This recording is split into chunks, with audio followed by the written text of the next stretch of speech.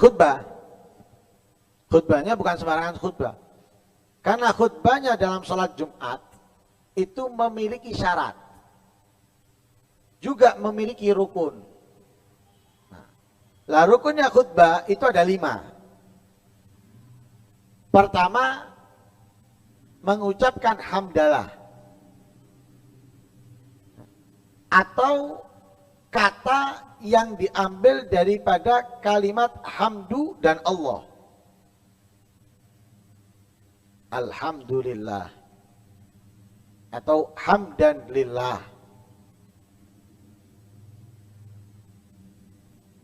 Atau ahmadullah. Dan semisalnya. Kalau diganti nggak boleh. Nah, diganti tidak boleh. Harus memakai 2 kata ini. Kata daripada alhamdu atau kata daripada Allah. Tidak boleh diganti dengan yang lainnya.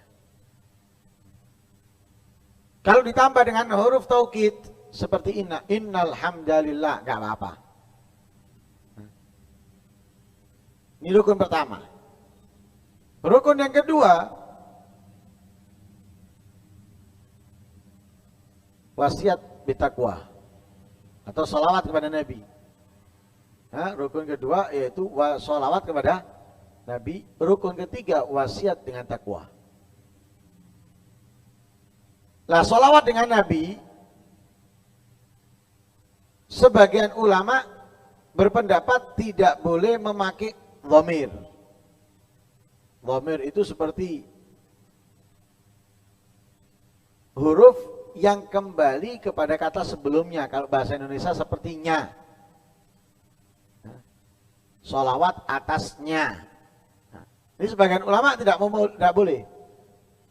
Harus ada kata Muhammad, Ahmad dan semisalnya. Tapi sebagian ulama mengatakan boleh. Nah, ada perbedaan. Kita pakai itu boleh, pakai ini juga boleh. Kemudian yang ketiga, wasiat bitakwa. Wasiat bitakwa ini tidak harus dengan lafaz takwa. Usikum wa nafsiya bitakwa, enggak. Wasiat dengan takwa. Artinya wasiat dengan takwa itu menyampaikan kepada orang-orang untuk menjalankan perintah, menjauhi larangan. Intinya dalam lafadznya menganjurkan kepada orang-orang untuk bertakwa, menganjurkan kepada orang-orang untuk menjalankan kewajiban, mewaspadakan kepada orang-orang melalaikan atau meninggalkan kewajiban dengan mengerjakan larangan. Itu isinya. Nggak harus dengan kalimat usikum wa nafsiya bitaqwallah, nggak harus.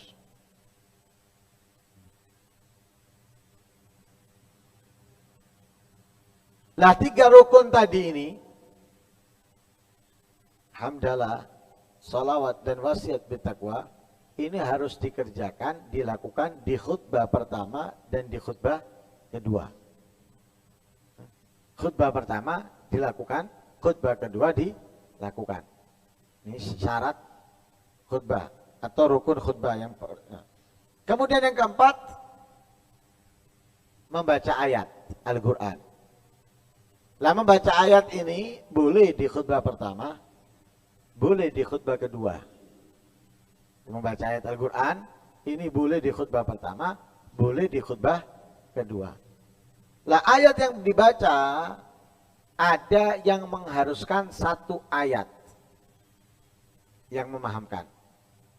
Ya, 1 ayat. Harus 1 ayat. Nggak cukup setengah ayat. Seperti contoh misalnya dia baca wa'tasimu bihablillahi jami'an wala tafarraqu. Ini setengah ayat, nggak sampai setengah ayat. Nah, sebagian nggak boleh. Harus 1 ayat. Tapi ada pendapat yang mengatakan boleh setengah ayat, yang penting memahamkan. Ya, boleh setengah ayat, yang penting memahamkan. Nah, seperti wa'tasimu bihablillahi jami'an wala tafarraqu. Nah, ini setengah ayat atau nggak sampai setengah ayat, tapi memahamkan. Tapi kalau nggak memahamkan nggak boleh. Walaupun panjang tapi tidak memahamkan, tidak boleh. Lah afdalnya dibaca ayat itu di antara khutbah pertama dengan kedua. Jadi di akhir khutbah pertama, afdalnya di akhir khutbah pertama. Jadi boleh dilakukan di khutbah pertama, boleh dilakukan di khutbah kedua, tapi afdalnya dilakukan sebelum menutup khutbah yang pertama. Kemudian yang terakhir, doa untuk orang-orang mukmin, laki maupun perempuan. Ya. Lah doa ini di khutbah kedua. Khutbah kedua. Nah, seperti Allahumma ghfir lil mu'minina wal mu'minat atau semisalnya. Ini harus di khutbah kedua. Lah 5 ini harus dikerjakan. Ada yang dikerjakan di dua khutbah, ada yang di salah satu khutbah, ada yang di khutbah terakhir. Yang penting dikerjakan. Kalau ditinggalkan tidak ada. Misalnya yang 3 pertama, alhamdulillah, wasiat, sholawat. Ini kalau tidak dikerjakan di khutbah pertama, sekalipun dikerjakan di khutbah kedua, nggak sah. Ditinggalkan, nggak sah khutbahnya. Lah kalau tidak sah khutbahnya, mau tidak mau sholat Jumatnya nggak sah. Karena sahnya sholat Jumat itu tergantung dengan sahnya khutbah. Khutbah nggak sah, sholat Jumatnya nggak sah. Ini yang pertama, rukunnya khutbah. Kemudian syaratnya khutbah itu harus didengarkan oleh orang yang Jumatan. Minimal yang mendengarkan itu 40 orang. 40 orang. Harus mendengarkan khutbah. Lah yang didengarkan apa? Dari awal sampai akhir? Tidak. Yang didengarkan hanya rukunnya. Yang didengarkan hanya rukunnya. 5 tadi itu. Harus didengarkan oleh 40 orang. Ya. Kalau tidak didengarkan oleh 40 orang, maka tidak sah. 40 orang. Harus mendengarkan rukun khutbah. Tidak harus dari awal sampai akhir, rukunnya. Yang penting itu rukunnya. Makanya khutbah Jumat itu sebetulnya cukup. Alhamdulillah.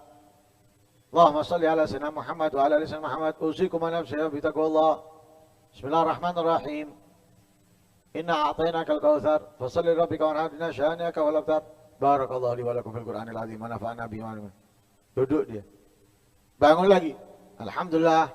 Allahumma salli ala sayyidina Muhammad wa ala sayyidina Muhammad. Usikum wa nafsi bi taqwallah. Allahumma ighfir lil mu'minina wal mu'minat wal muslimina wal muslimat wal ahya. Cukup. Sah sudah. Justru kalau panjang khutbahnya, sembahyangnya singkat, itu berarti orang yang nggak ngerti. Nah sekarang banyak model gitu. Khutbahnya panjang. 15 menit sampai 20 menit. Sholatnya Allahu Akbar. Setelah baca Fatihah, Bismillahirrahmanirrahim. Wattini wazzaitun. Waturi sinina wa hadzal baladil amin. Rakaat kedua Allahu Akbar. Setelah Fatihah, Inna anzalnahu fi lailatul qadar. Ini berarti orang nggak ngerti. Orang nggak belajar itu. Orang yang nggak tahu itu. Nah sekarang banyak khotib model gitu. Nanti kadang di ayat surat rakaat pertama, Allahu nurus samawati wal ardh. Mathalu nurihi kamishkatin fiha misbah. Al misbahu fi zujajah. Az-zujajatu ka'annaha kaukabun duriyun. Nanti surat kedua, wadduha misalnya, itu orang nggak ngerti. Nabi sudah mengatakan itu. Katanya Nabi, tanda orang yang ngerti dalam sholat Jumat, tanda orang yang ngerti dalam sholat Jumat, khutbahnya singkat, sholatnya panjang.